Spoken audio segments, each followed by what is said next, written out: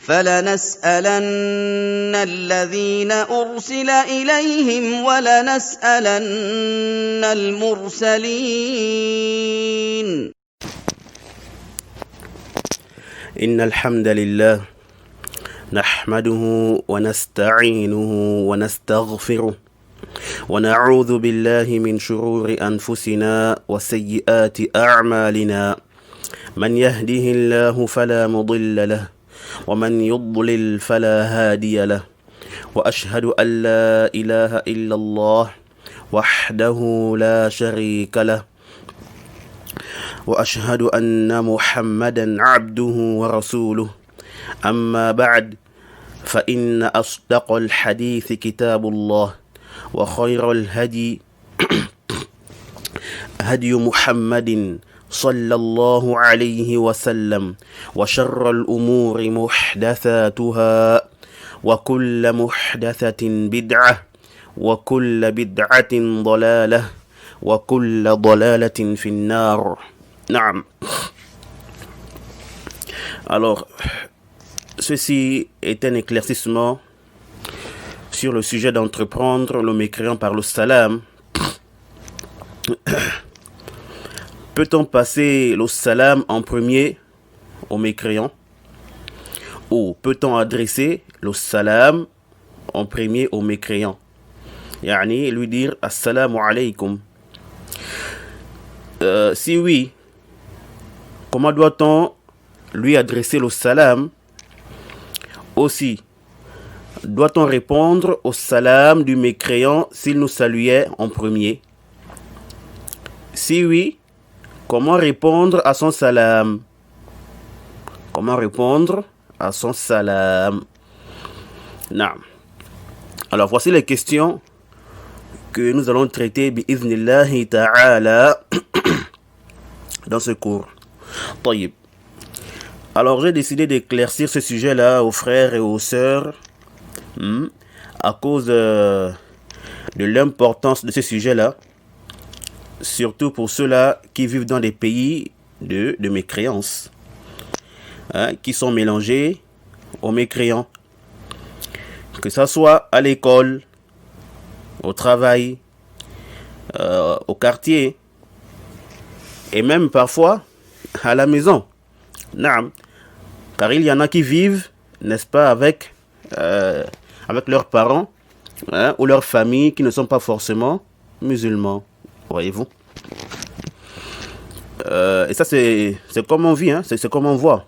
Yani, on vit ça dans les pays de mécréance. Naam. Et la décision d'éclaircir ce sujet-là m'a traversé l'esprit après que des différents frères m'aient posé la question sur ça. Naam. Et les frères là, ils vivent dans des pays de mécréance. Donc, ils sont confrontés, n'est-ce pas, à ce problème-là. Et il paraît même que ça fait un débat entre certains là-bas. Non. Et j'avais déjà répondu aux frères, mais j'ai jugé mieux de faire, n'est-ce pas, de faire plus de détails ou plus d'éclaircissement sur ça, afin que cela soit profitable pour moi-même en premier, ensuite aux frères qui ont posé la question, et aussi pour tous mes frères et sœurs qui en ont besoin ou bien qui ont besoin d'éclaircissement sur ce sujet-là. Et j'espère aussi que cela soit un rappel pour celui-là qui a déjà étudié ou qui connaît le sujet. Naam. Taïb.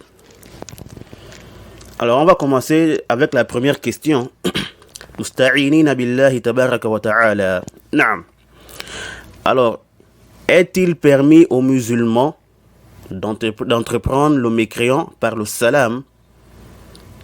En d'autres termes, est-il permis aux musulmans de dire en premier aux mécréants Assalamu alaykum? Mahallu khilaf bayna al-ulama.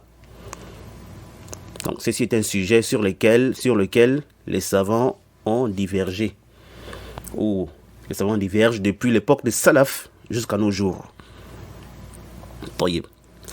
On va d'abord citer les différents avis en gros, puis mentionner la cause de la divergence entre eux.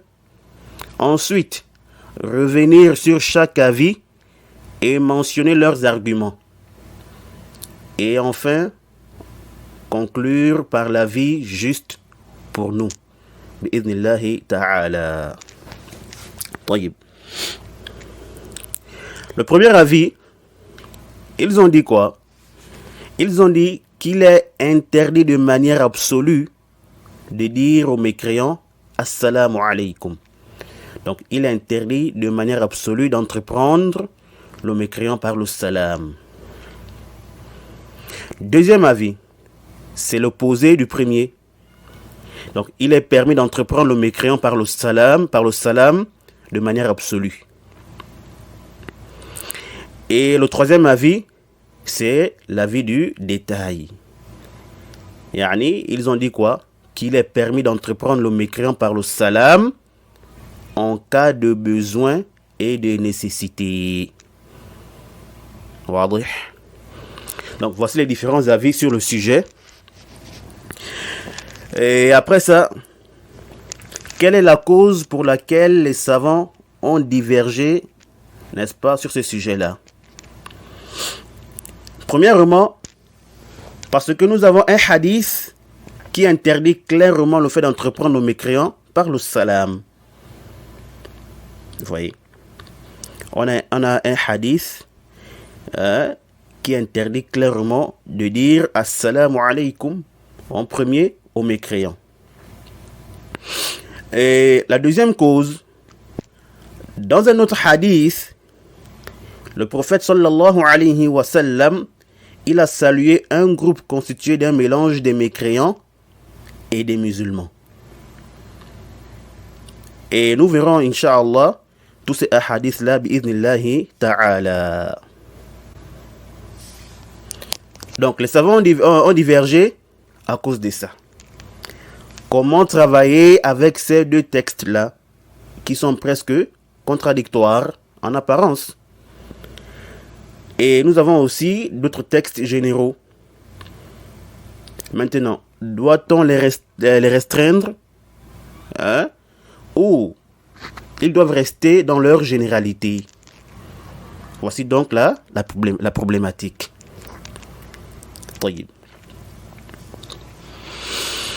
Alors après ça, on revient maintenant au premier avis. Non. Ceux qui ont dit qu'il est interdit de manière générale d'entreprendre le mécréant par le salam. Non. Quels sont leurs arguments par rapport à cela? Alors ceux-là, ils se sont basés premièrement sur le hadith de l'interdiction rapporté par l'imam Muslim et l'imam Tirmidhi et autres, rahimahumullah. عن أبي هريرة رضي الله تعالى عنه أن رسول الله صلى الله عليه وسلم قال لا تبدأ اليهود ولا النصارى بالسلام فإذا لقيتم أحدهم في طريق فاضطروه إلى أضيقه. D'après Abu Huraira, qu'Allah l'agrée, le prophète sallallahu alayhi wa sallam a dit: n'entreprenez ni les juifs ni les chrétiens par le salam. Et si vous rencontrez l'un d'eux sur un chemin, contraignez-le à emprunter le chemin le plus étroit. Donc ici, il dit quoi? N'entreprenez ni les juifs ni les chrétiens par le salam. Et si vous rencontrez l'un d'eux sur un chemin, contraignez-le à emprunter le chemin le plus étroit. Et comme on dit, les commentateurs de ces hadiths-là, à tel point que s'il y a un mur, faites en sorte qu'il soit contraint à se rapprocher du mur. Sinon, contraignez-le à marcher au bord de la route et non au milieu. Non. Ils ont dit ici là que l'interdiction dans le hadith, c'est quoi? C'est une interdiction formelle. Et certains ont dit que c'est plutôt détestable, makruh.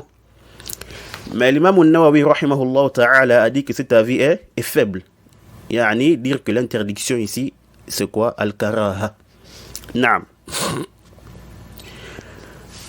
Et ce hadith-là, il est classé dans le Sahih Muslim, dans le chapitre Kitab al-Salam, Bab al-Nahyi an ibtida'i ahli al-kitab bis-salam. Dans le chapitre, la salutation, et dans le bab, l'interdiction d'entreprendre les gens du livre par le salam. Naam. Deuxièmement, parmi leurs arguments, c'est le hadith rapporté par Muslim, Abu Daoud, At-Tirmidhi et autres, rahmahumullah, عن أبي هريرة رضي الله عنه قال قال رسول الله صلى الله عليه وسلم لا تدخلوا الجنة حتى تؤمنوا ولا تؤمنوا حتى تحابوا أولا أدلكم على شيء إذا فعلتموه تحاببتم أفشوا السلام بينكم. نعم. D'après Abu Huraira, qu'Allah l'agrée rapporte que le prophète sallallahu alayhi wa sallam a dit: vous n'entrerez au paradis que lorsque vous aurez cru, et vous ne croirez que lorsque vous vous aimerez les uns les autres. Ne voulez-vous pas que je vous indique une chose, que si vous la faites, vous vous aimerez mutuellement? Répandez le salam entre vous. Naam. Ils ont dit que le prophète sallallahu alayhi wa sallam a dit ici de quoi? De répandre, n'est-ce pas, le salam entre nous. Alors cela ne concerne que les musulmans. Les mécréants n'entrent pas, ou les mécréants n'en font pas partie. Donc, ici, ils disent qu'on ne doit pas adresser ce salam-là aux mécréants. Car ici, là, le salam engendre quoi? L'amour. Et l'amour engendre la foi. Yani, ça complète la foi. Et la foi est une condition d'entrer au paradis. Vous voyez. Donc, tout ce qui est mentionné ici dans le hadith est propre à quoi? Est propre aux musulmans et non aux mécréants. Wadih. Troisièmement, ils ont dit le fait que le musulman adresse en premier le salam aux mécréants, c'est comme s'il se rabaissait devant lui. C'est comme s'il lui faisait honneur. Alors que le musulman est plus en droit d'être respecté, élevé et honoré par rapport aux mécréants. Donc, le musulman n'a pas droit à se rabaisser devant le mécréant en lui adressant le salam. C'est clair? Donc pour eux, c'est comme, ils ont dit ici là, le fait que le musulman adresse le salam au mécréant en premier, c'est comme s'il se rabaissait devant lui. Et je profite ici là, de la même occasion pour mentionner que ceci fait partie des arguments des savants qui ne voient pas qu'on doit même dire bonjour, bonsoir ou bienvenue, des trucs comme ça, des propos de ce genre aux mécréants. Pourquoi? Pour la même cause. Car ce serait comme élever le mécréant. Et le cheikh Ibn Uthaymin, rahimahullah ta'ala, dans son explication du Riyad al-Salihin, il a mentionné ça de certains savants. Quatrièmement, qu'est-ce que ceux-là ont dit par rapport au hadith dans lequel le prophète sallallahu alayhi wa sallam a adressé le salam à un groupe de musulmans mélangés aux mécréants? Ils ont dit quoi? Ils ont répondu en disant que ce hadith ne montre pas qu'on peut entreprendre le mécréant par le salam. Mais ce hadith montre plutôt la permission, d'adresser le salam à un groupe de musulmans, même s'ils sont mélangés avec des mécréants. Pas dans le but d'adresser le salam aux mécréants, non. Mais en prenant l'intention d'adresser le salam rien qu'aux musulmans. C'est-à-dire quoi? C'est-à-dire, lorsque tu vois un ou des mécréants avec un ou des musulmans, tu peux leur adresser le salam. Tu peux leur dire assalamu alaikum. Mais en prenant l'intention de saluer uniquement le ou les musulmans. Wadih. Donc, ils ont dit ici là qu'il n'y a pas contradiction entre ce hadith et le hadith de Abu Huraira, le hadith de l'interdiction d'entreprendre le mécréant par le salam. Et l'imam al-Bukhari, rahimahullah, il a classé ce hadith, le hadith de Oussama, le hadith de la permission d'adresser le salam à un groupe de musulmans mélangés aux mécréants. Il a classé ce hadith-là dans le chapitre Babu Taslim fi majlisin fihi akhlatun min al-muslimina wal mushrikin. Babu Taslim fi majlisin fihi akhlatun min al-muslimina wal mushrikin. Donc, chapitre la salutation aux gens d'une assise dans laquelle il y a un mélange des musulmans et des polythéistes.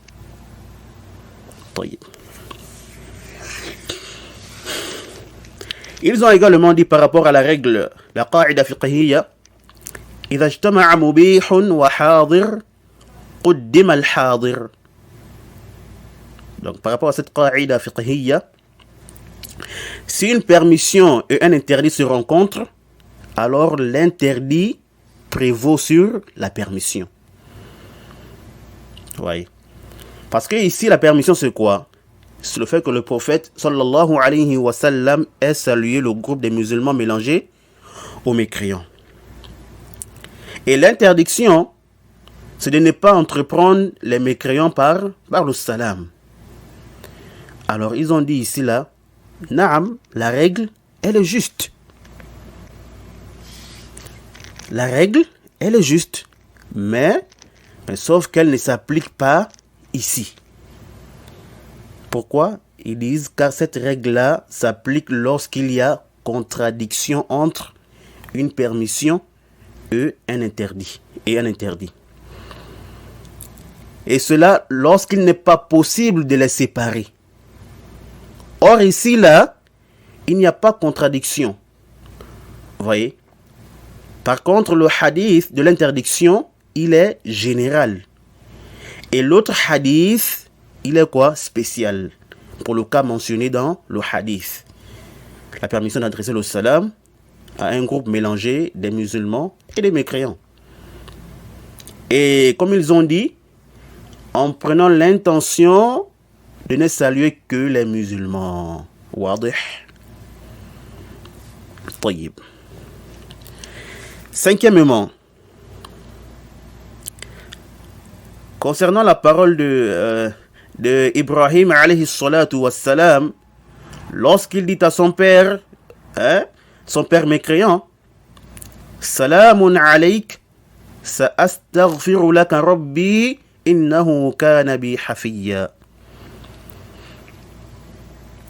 Selon une traduction approximative, Ibrahim alayhi salatu wassalam, il dit à son père, paix sur toi, j'implorerai mon Seigneur de te pardonner, car il m'a toujours comblé de ses bienfaits. Sourate 19, verset 47.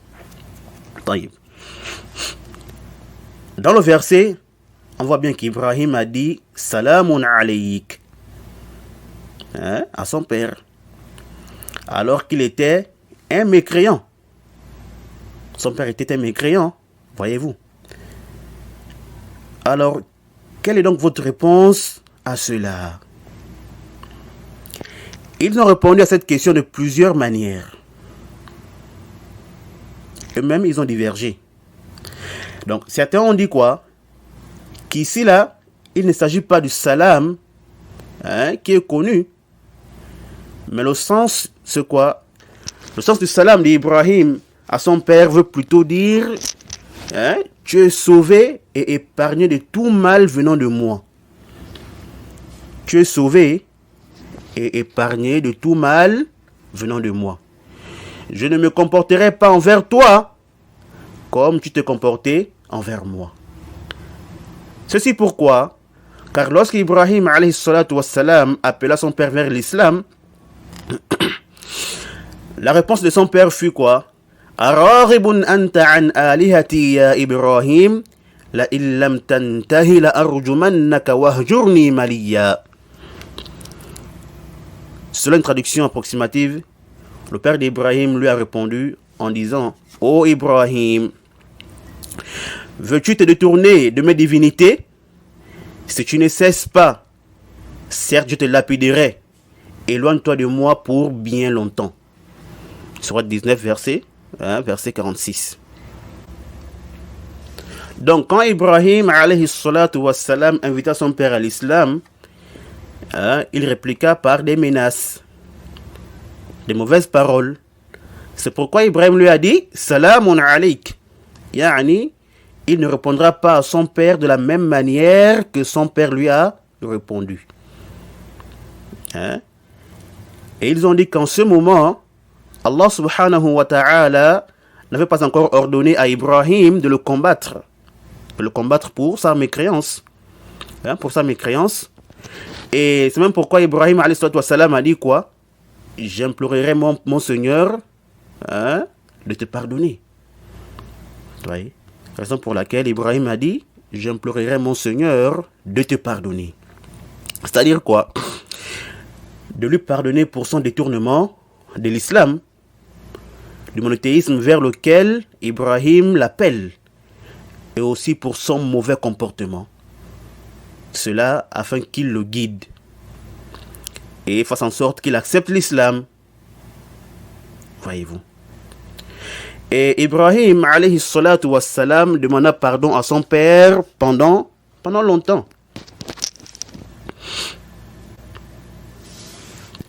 Comme on dit les gens du tafsir, les exégètes, et cela jusqu'à ce qu'ils comprennent que ceci n'était pas profitable pour son père.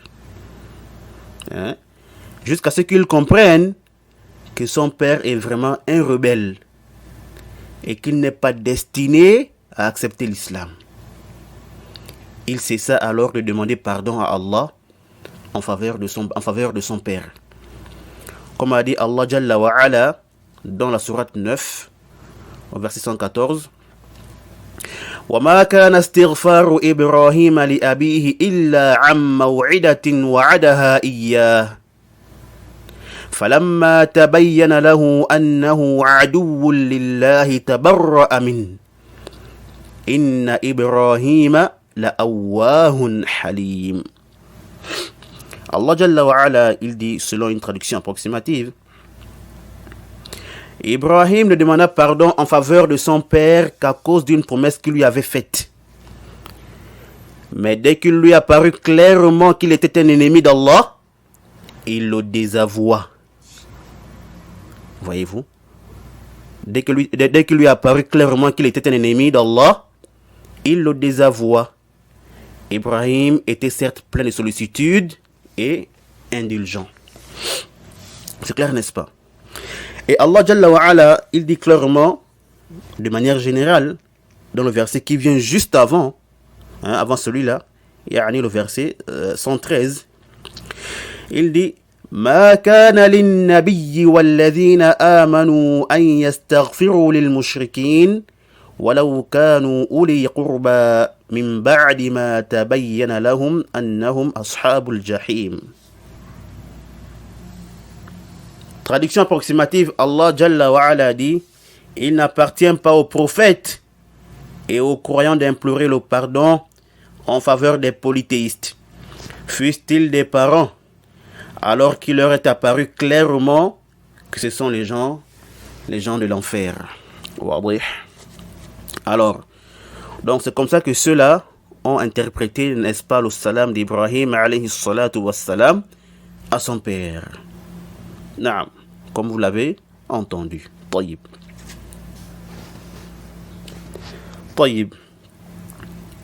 Un autre groupe parmi eux a dit que le sens du salam d'Ibrahim alayhi salatu wassalam, dans le verset, c'est quoi?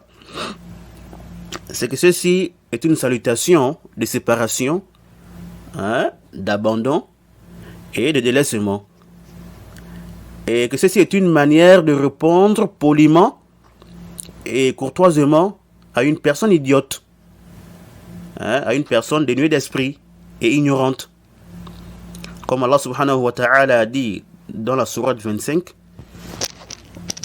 au verset 63, il dit quoi? وَإِذَا خَاطَبَهُمُ الْجَاهِلُونَ قَالُوا سَلَامًا. Allah dit quoi? Il dit ici la seule traduction approximative.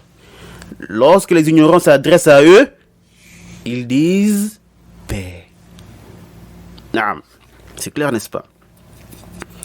Donc ce premier groupe-là, bien qu'ils soient tous d'avis, n'est-ce pas, qu'on ne doit pas entreprendre le mécréant par le salam, mais ils ont quand même divergé. Ils ont divergé, n'est-ce pas, dans le salam d'Ibrahim alayhi salatu wassalam à son père. Donc certains ont interprété à leur manière, et d'autres aussi ont fait quoi? Ils ont également interprété à leur façon.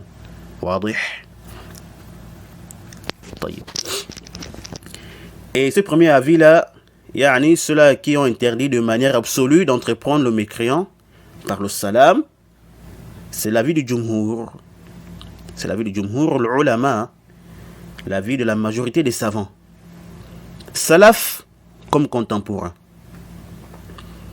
Et parmi les contemporains qui sont allés, n'est-ce pas, dans cette position-là, il y a les deux imams, le Cheikh Ibn Baz et le Cheikh Ibn Uthaymin, rahimahumallahu ta'ala.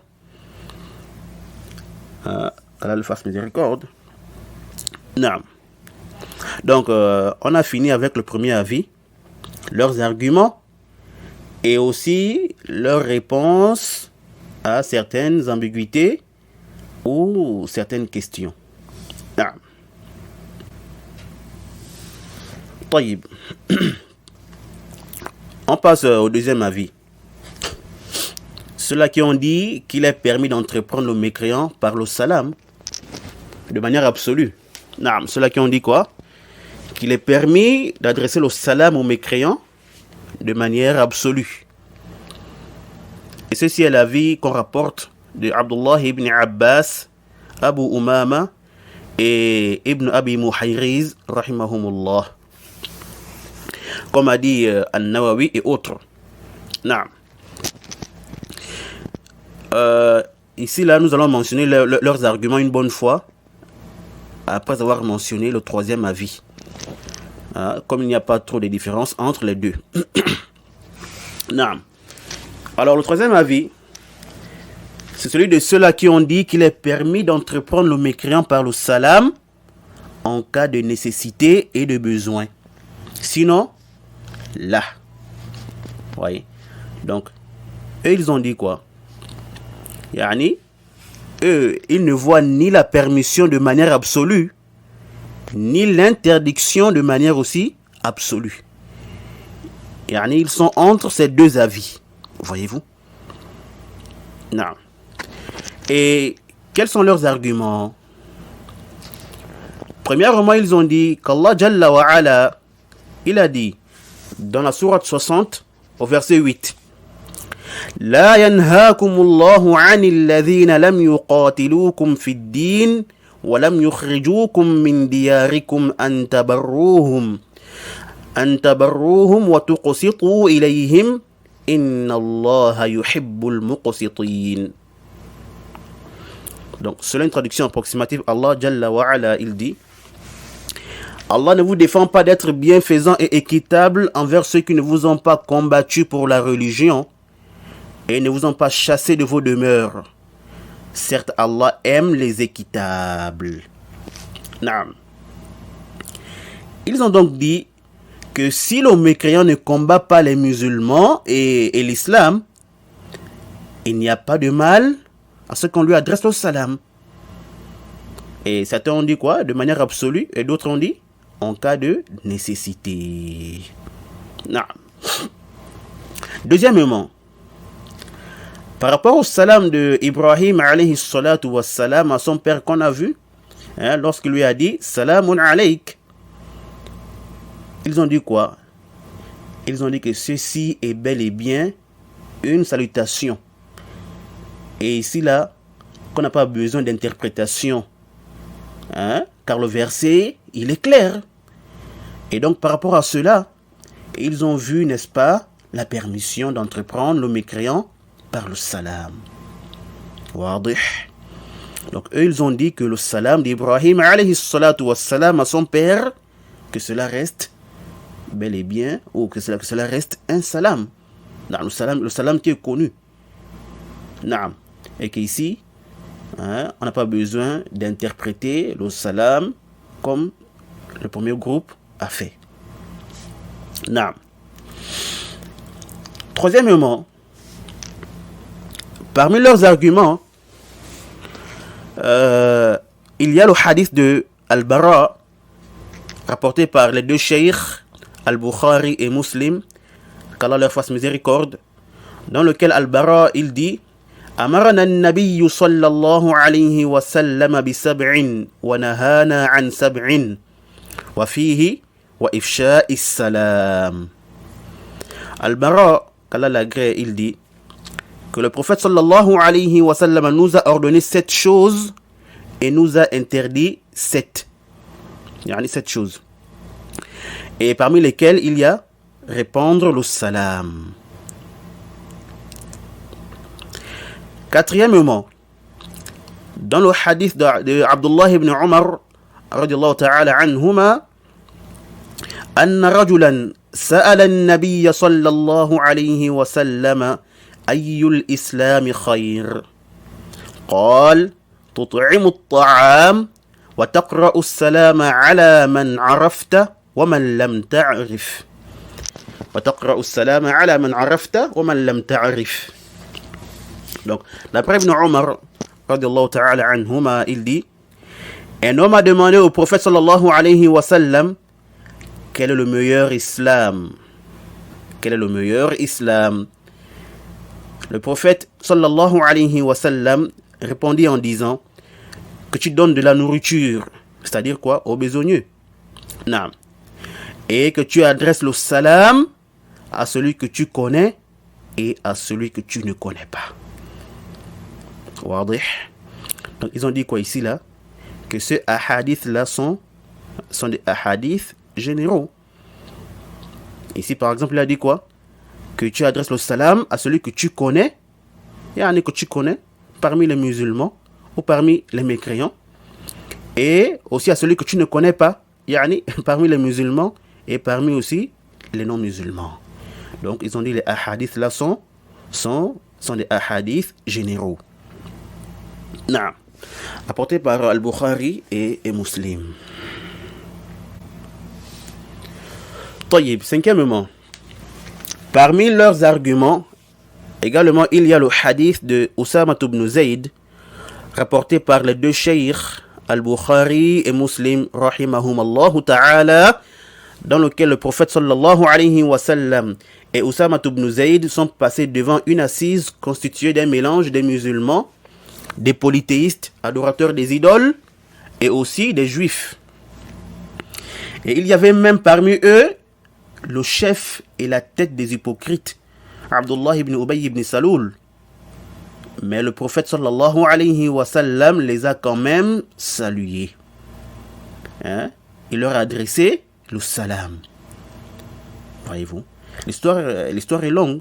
C'est pourquoi j'ai seulement mentionné ici la partie qui nous intéresse. Et pour ceux-là qui veulent lire l'histoire, n'est-ce pas, dans son intégralité, ils peuvent retourner au Sahih al-Bukhari, le hadith numéro 6254, et Muslim dans son Sahih, le hadith numéro 1798. Naam. Et cet avis-là a été rapporté de Abdullah ibn Mas'ud, Al-Qama, Ibrahim al-Nakha'i, Al-Awza'i et bien d'autres. Naam. Alors voici donc leurs arguments et autres encore. Mais ici là j'ai juste mentionné, n'est-ce pas, les arguments les plus importants ou les plus forts de chaque groupe. طيب.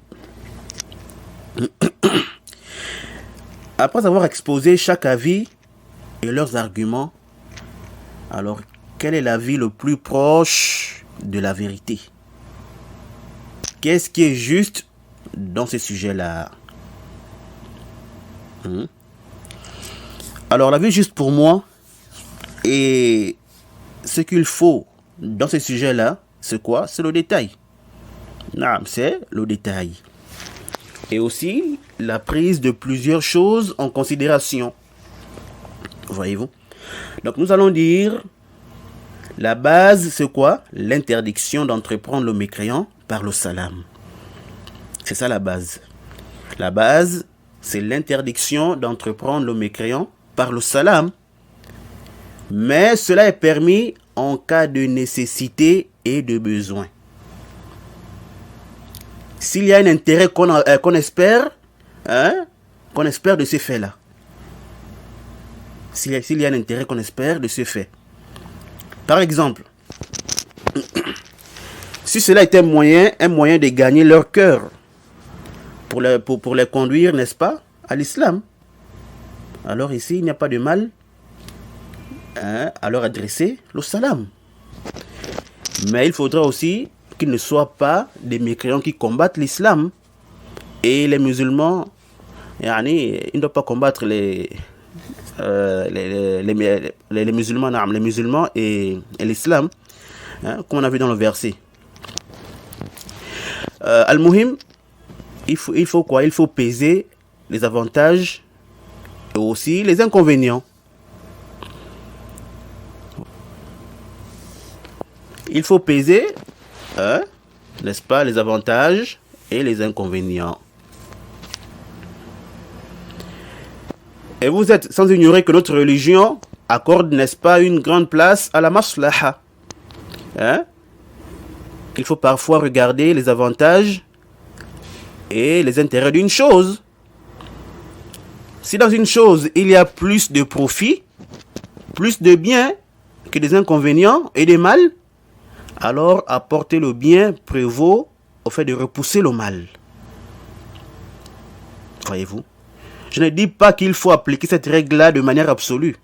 Yani dans toute chose, non. Mais cette règle-là, elle est applicable ici. Donc si on espère du bien d'un mécréant, yani sa conversion à l'islam, et que lui adresser le salam peut être la cause de sa conversion, alors on peut lui adresser le salam pour cet intérêt-là, pour l'intérêt qu'on vise et espère. C'est clair? Et j'ai choisi cet avis-là aussi, en travaillant et en regroupant tous les textes, et non prendre une partie et en laisser d'autres. Voyez-vous?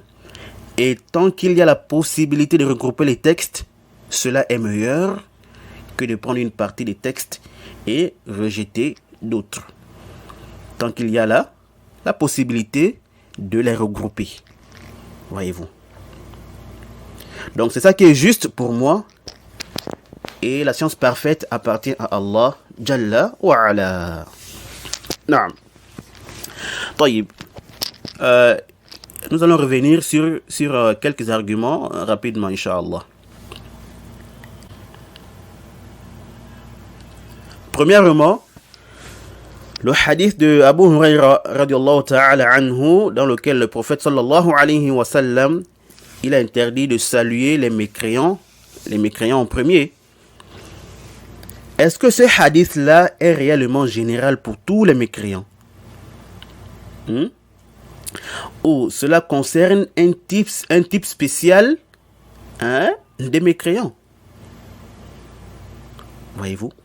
Est-ce que le hadith là il est général pour tous les mécréants ou concerne-t-il un type spécial ou une catégorie spéciale des mécréants? Alors nous disons que ce hadith là il n'est pas général. Il n'est pas général pour tous les mécréants. Le hadith doit se comprendre par rapport au contexte dans lequel il est venu. Car ce hadith-là, en réalité, a une cause. Yani la cause pour laquelle le prophète sallallahu alayhi wa sallam a dit cette parole-là. Le hadith a une histoire. C'est lorsque le prophète sallallahu alayhi wa sallam est sorti pour combattre la tribu de Qurayda parmi les juifs. Donc, il a interdit aux compagnons radiyallahu ta'ala anhum de les saluer. Voyez-vous? Pourquoi? Car ceci sera comme les mettre en sécurité. Alors que eux, ils partent pour faire quoi? Pour les combattre. Voyez-vous? Comme cela est venu chez l'imam Ahmad dans le Musnad, ou dans son Musnad, le hadith numéro 18045. Chez aussi Ibn Majah, dans ses Sunan, le hadith numéro 3695. Et chez aussi Al-Bayhaqi, dans Al-Kubra, le numéro du hadith 18789.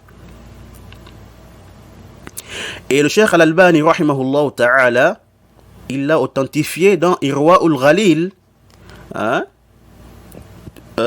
au tome 5, à la page 112. Le hadith de Abdullah ibn Umar, radiyallahu ta'ala anhu, qui a dit: قال رسول الله صلى الله عليه وسلم إنكم لاقون اليهود غدا إنكم لاقون اليهود غدا فلا تبدأوهم بالسلام. الحديث. عبد الله بن عمر رضي الله تعالى عنهما, qu'Allah l'agrée, lui et son père, il dit quoi? Que le prophète sallallahu alayhi wa sallam a dit: vous allez certes rencontrer les juifs demain. Alors ne soyez pas les premiers à leur adresser le salam. Oui. Et ceci est la version de Al-Bayhaqi dans Al-Kubra. Naam. Et Ibn al-Qayyim rahimahullah ta'ala dans Ahkam Ahli Dhimma, au tome 3, à la page 1326, il rapporte ce qu'il a entendu de son cheikh Ibn Taymiyyah rahimahumallah. Alors Ibn al-Qayyim, il dit quoi? Il dit: أما قول النبي صلى الله عليه وسلم لا تبدأوهم بالسلام وهذا لما ذهب إليهم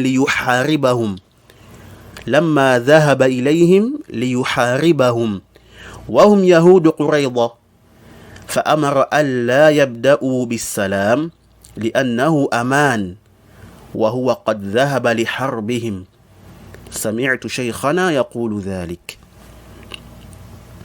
Ibn al-Qayyim rahimahullah, il dit: quant à la parole du prophète sallallahu alayhi wa sallam, ne soyez pas les premiers à leur adresser le salam.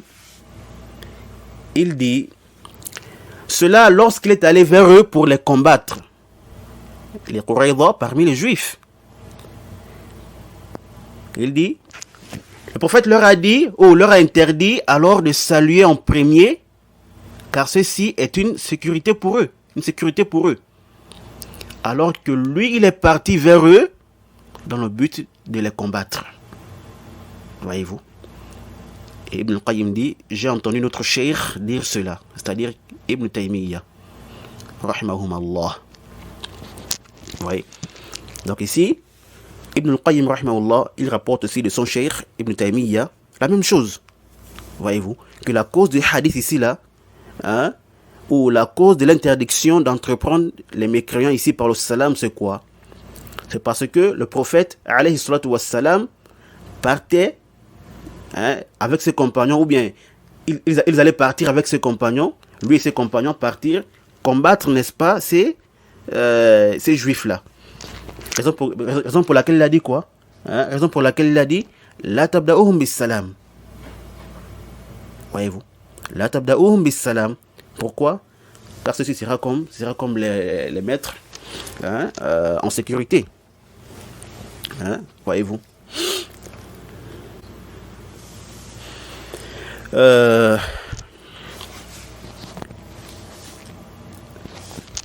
prophète leur interdit donc d'adresser le salam À cela, pourquoi? Comme on a dit, parce qu'ils partaient, n'est-ce pas, les combattre.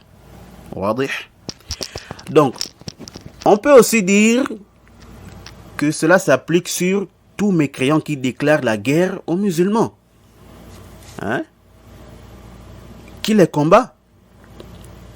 Et non, par exemple, ceux qui sont sous la protection des musulmans ou sous leur couverture. Vous voyez? Ou les mécréants qui ne combattent pas les musulmans et l'islam.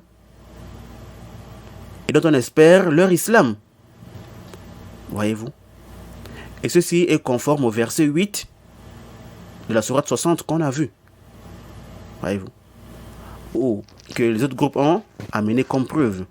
Dans lequel Allah subhanahu wa ta'ala, ici, dans le verset en question, il n'interdit pas d'être bienfaisant et équitable envers cette catégorie des mécréants.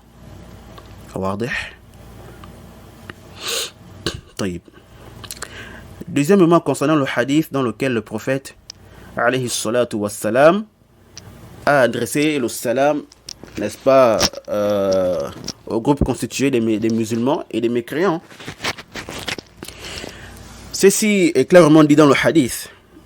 Et l'imam al-Nawawi, rahimahullah ta'ala, a mentionné même un consensus sur le fait, n'est-ce pas, d'adresser le salam à un groupe constitué d'un mélange des musulmans et des mécréants. Naam. Donc ici, là, nous sommes unanimes sur ce point. Vous voyez? On est tous d'accord qu'on peut adresser le salam à un groupe mélangé ou un groupe constitué d'un mélange des musulmans et des mécréants. Mais c'est quoi le problème? C'est quoi le problème? Ici, le problème est au niveau de la compréhension de ce texte-là. Comment comprendre ce hadith? Non. Faut-il le comprendre comme le premier groupe a compris? C'est-à-dire, expliquer le hadith en disant que ceci est une permission de saluer un groupe constitué d'un mélange des musulmans et des mécréants, mais en ne visant par là que les musulmans. C'est clair? Ou faut-il comprendre ce hadith comme les autres ont compris? C'est-à-dire quoi? Que le hadith il reste dans son apparence. Le hadith reste dans son apparence. Donc, si nous voyons des musulmans et des mécréants mélangés, alors nous allons leur adresser le salam de manière générale. On s'arrête là. Parce que nous ne voyons pas le fait de dire qu'il faut restreindre ce salam-là ici aux musulmans. Non. Car on n'a pas de preuve qui justifie cela. Voyez-vous? On n'a pas de preuve qui justifie cela. On n'a pas de preuve qui justifie que le prophète, n'est-ce pas, n'a visé que les musulmans dans son salam. Voyez-vous? Aucune preuve.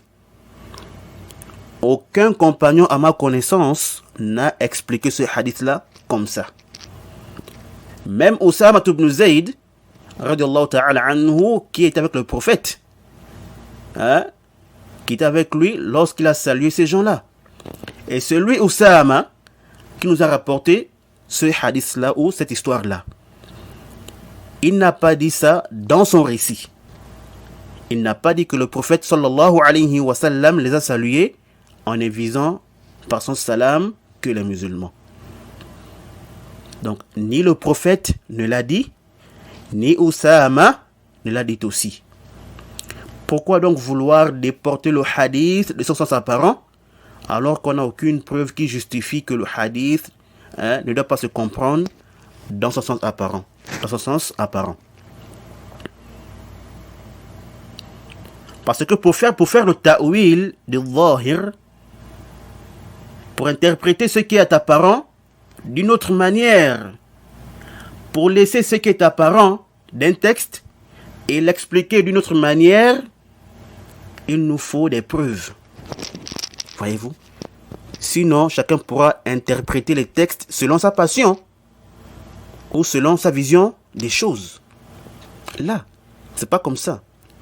Donc, Comme nous n'avons pas de preuves qui montrent la restriction du salam du prophète, alayhi salatu wassalam, rien qu'aux musulmans, alors nous disons que le hadith reste donc comme il est venu.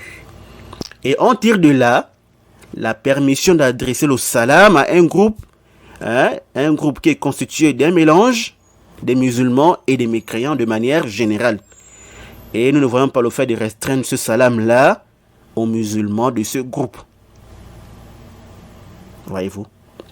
On ne dira pas quoi? Qu'il faut prendre l'intention de saluer rien que les musulmans. C'est clair?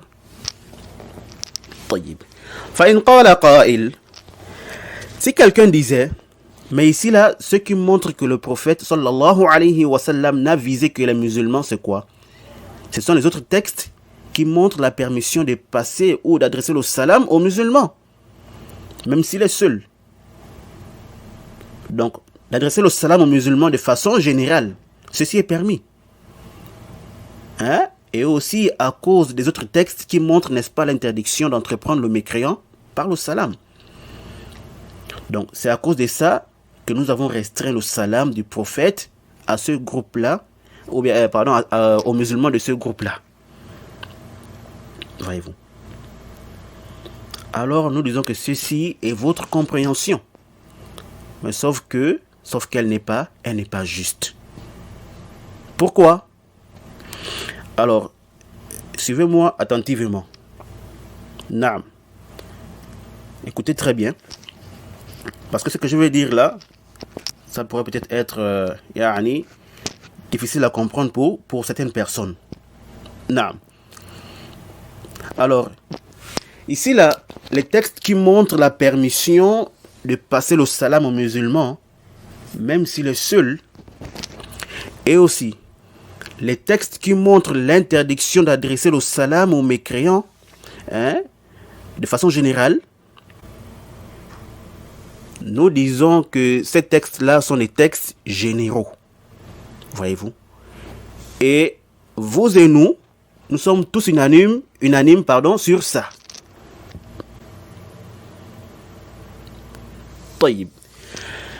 Et vous et nous sommes aussi unanimes que le hadith qui montre la permission de saluer un groupe constitué des musulmans et des mécréants est un hadith spécial. C'est un cas particulier. Et nous sommes également d'accord qu'il faut renvoyer le général au particulier, ou l'absolu au restreint. Voyez-vous? Alors, si on regarde bien et qu'on analyse bien les choses, on se rend compte que vous n'avez pas appliqué la règle. Non. Et que vous êtes resté en réalité dans la généralité des textes. Non. Vous n'avez rien spécifié ici.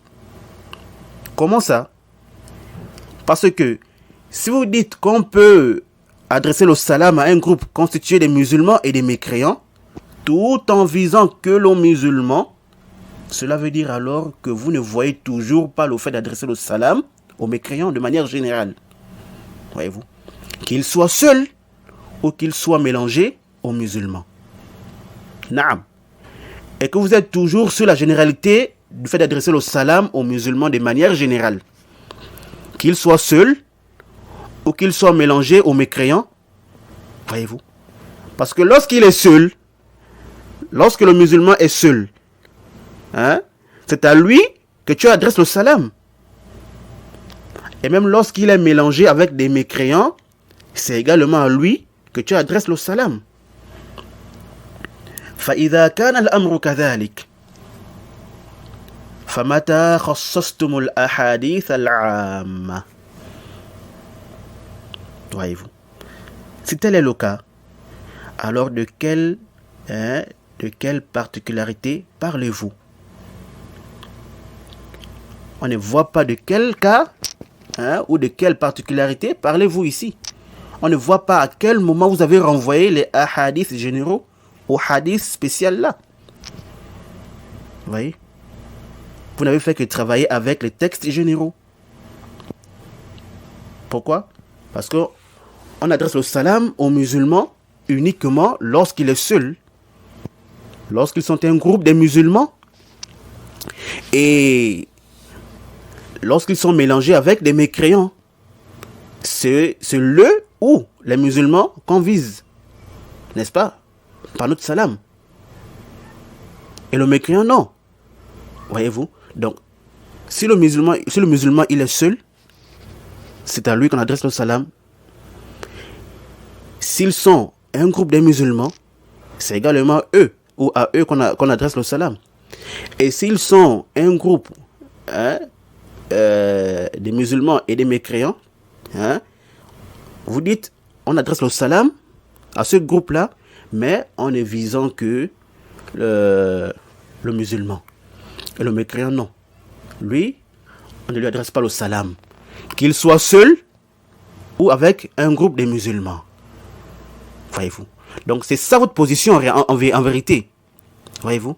C'est ça votre position en réalité. Donc dites seulement qu'il est interdit d'entreprendre le mécréant par le salam de façon générale, qu'il soit seul ou mélangé aux musulmans. C'est tout. Mais ne dites pas que le hadith de Oussama est un cas particulier, là, ou bien qu'il est spécial, là. Car vous n'avez rien spécifié. Wadih.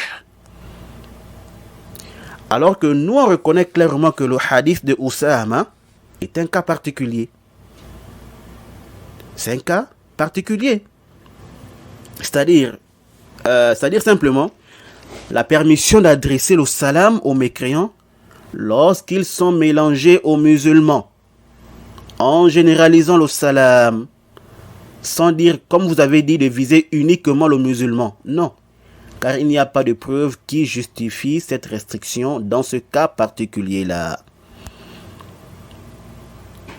Et le prophète sallallahu alayhi wa sallam n'a pas dit qu'il a visé ici là uniquement les musulmans dans son salam.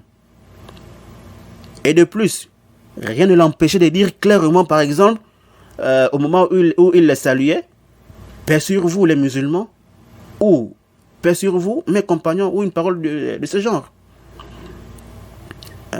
Afin qu'on sache, n'est-ce pas, qu'il ne s'adressait qu'aux musulmans. Surtout qu'ici, il y a confusion. Vous voyez?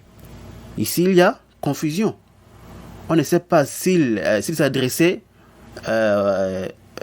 ou s'il adressait uniquement son salam aux musulmans ou s'il l'adressait aux musulmans et aux mécréants. Voyez-vous?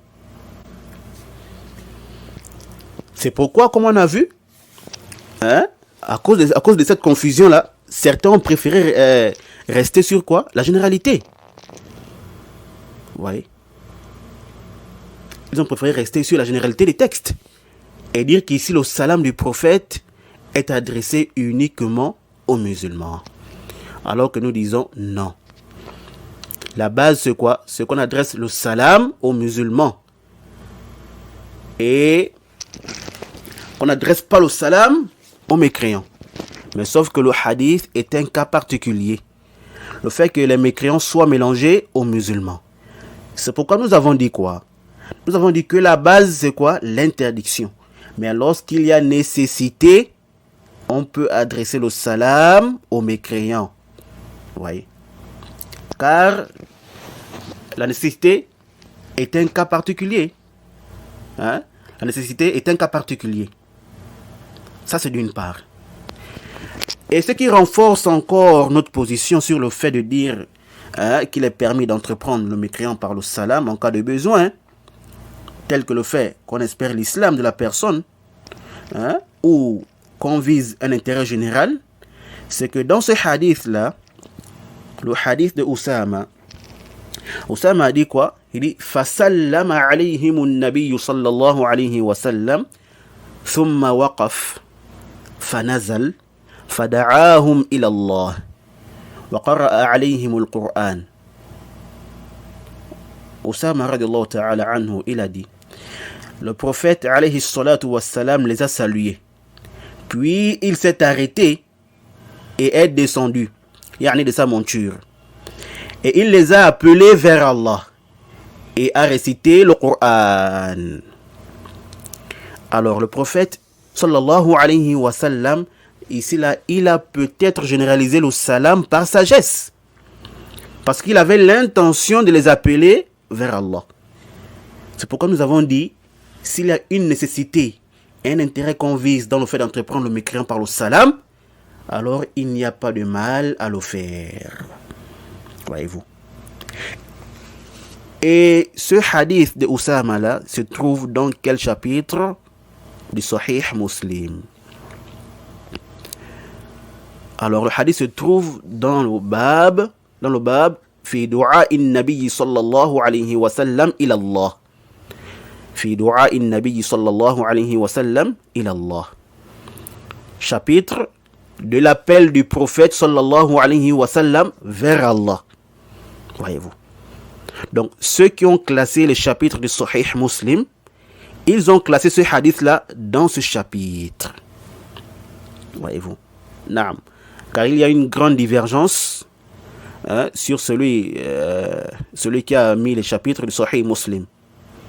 Est-ce l'imam Muslim lui-même, ou est-ce Al-Qadi Iyad, ou est-ce An-Nawawi, ou autre que? Et d'autres font la différence entre le kitab et le bab. Ala kulli hal, on ne va pas entrer ici dans cette divergence-là. Donc, peu importe celui qui a mis le chapitre du Sahih Muslim, Al-Muhim, qu'est-ce qu'il a fait? Il a mis comme titre du chapitre dans lequel se trouve ce hadith, chapitre de l'appel du prophète, sallallahu alayhi wa sallam, vers Allah. C'est clair?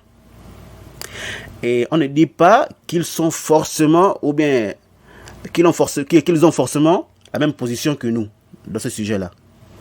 Voyez-vous. Mais ils ont peut-être compris aussi de ces hadiths ce que nous avons compris. Voyez-vous.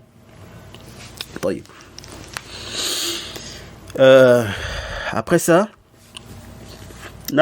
les arguments que les autres ont apportés comme textes généraux. Bon, c'est vrai qu'on peut dire que ce sont des textes généraux qu'on doit restreindre, n'est-ce pas, par les textes spéciaux.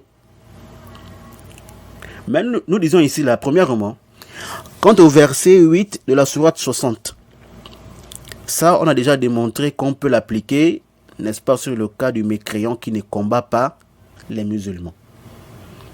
Sur le cas du mécréant qui ne combat pas les musulmans et l'islam.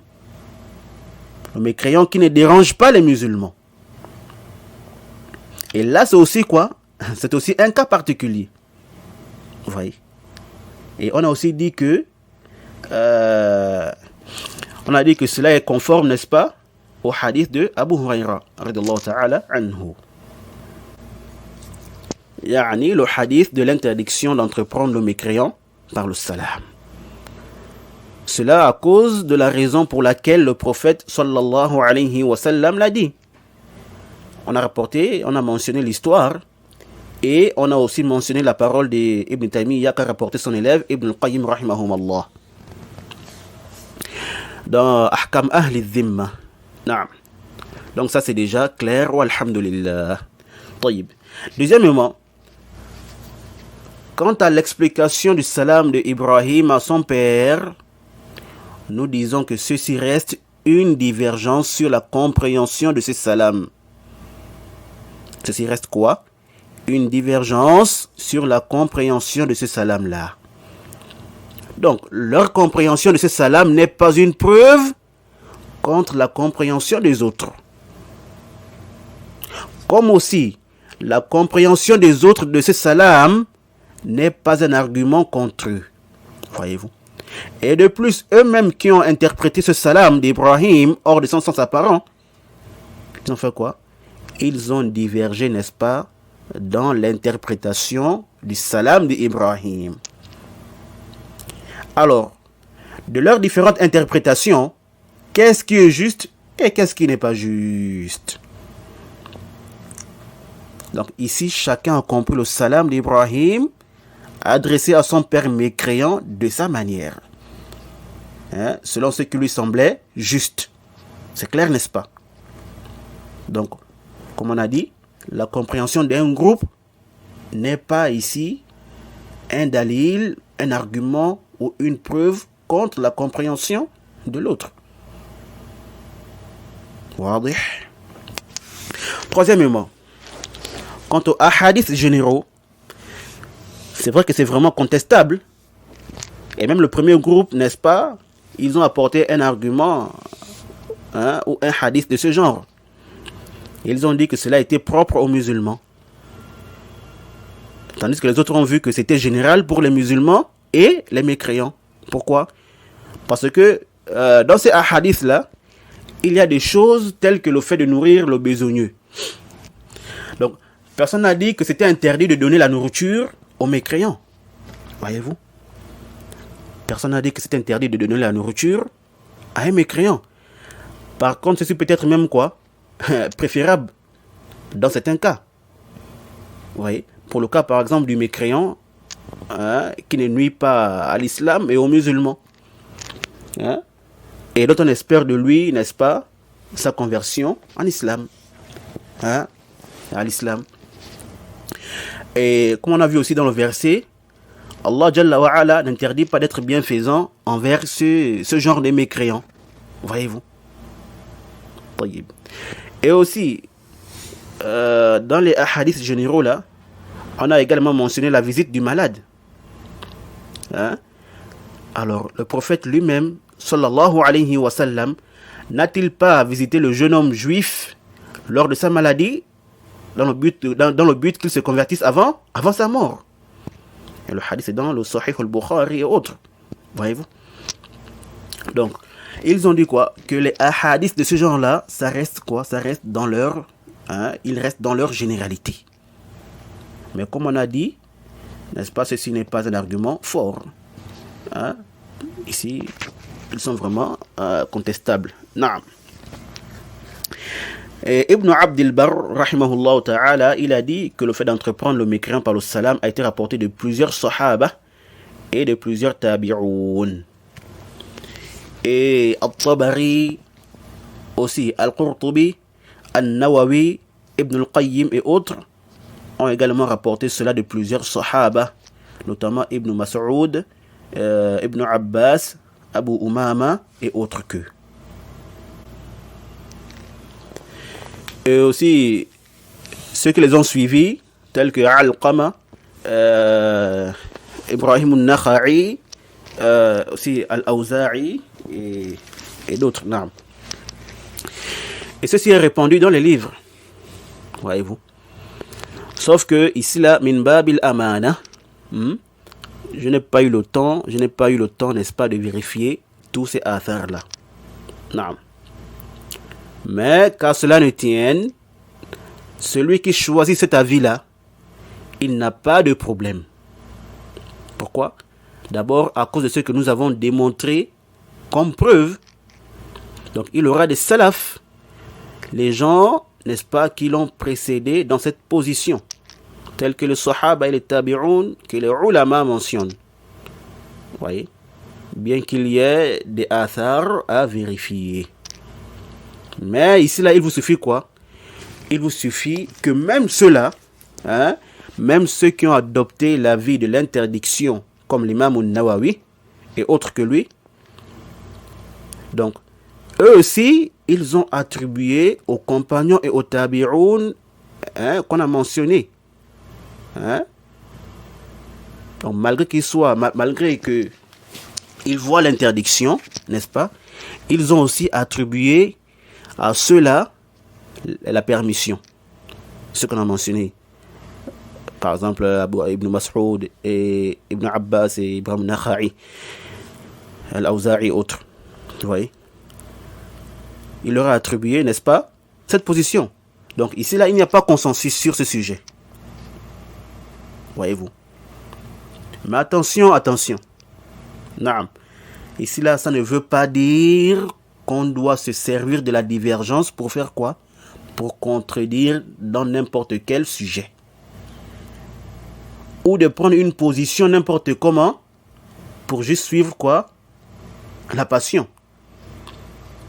En se basant sur la divergence. Là. C'est plutôt les preuves qu'il faudrait regarder et considérer. pour savoir si c'est une divergence qui a lieu d'être ou pas. Y a-t-il un groupe ou une personne qui a juste contredit sans preuve, comme on voit souvent. Et aussi, on voit souvent des avis shadha, marginalisés, qu'on ne doit même pas regarder et considérer, voyez-vous.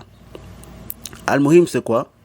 C'est les preuves qu'il faut, n'est-ce pas, prendre en considération. Ce sont les preuves qu'il faut prendre en considération. Non. Car il y a des gens, lorsqu'ils veulent suivre leur passion et prendre une position qui les arrange dans un sujet, qu'est-ce qu'ils vont faire? Ils ne cherchent même pas à regarder les preuves. Est-ce que c'est une divergence qui a lieu d'être, qui a lieu d'être ou pas? Qui a lieu d'être ou pas? Non. Ils vont juste prendre la position qui les arrange. Yani, celle qui passe avec leur passion. Et si tu leur demandais, quelle est votre preuve en optant pour cet avis-là? Ils te répondront simplement qu'il y a divergence sur le sujet. C'est quoi le dalil? La divergence sur le sujet. Sur le sujet, voyez-vous. Donc c'est ça leur dalil. Wallahu al-musta'an. Ouais. Donc il faut faire attention. On ne prend pas une position sans preuve. Et nous ici, alhamdulillah, on a travaillé avec tous les textes comme j'ai dit. Et c'est ça là que nous trouvons juste dans ce sujet. A'ni, la base, c'est l'interdiction. Mais s'il y a nécessité, tel que les cas que nous avons mentionnés, alors il n'y a pas du mal à entreprendre le mécréant par le salam. Wallahu ta'ala a'lam. Naam. Donc voici un peu ce qu'on a voulu clarifier sur ce sujet-là. Et on va s'arrêter ici là. Naam.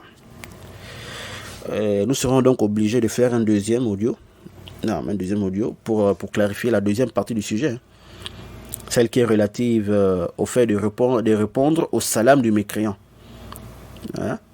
Si le mécréant nous dit assalamu alaykum, est-ce que on doit répondre à son salam, oui ou non? Et si oui, comment répondre à son salam? Non, donc on sera obligé de faire un deuxième audio à cause du temps.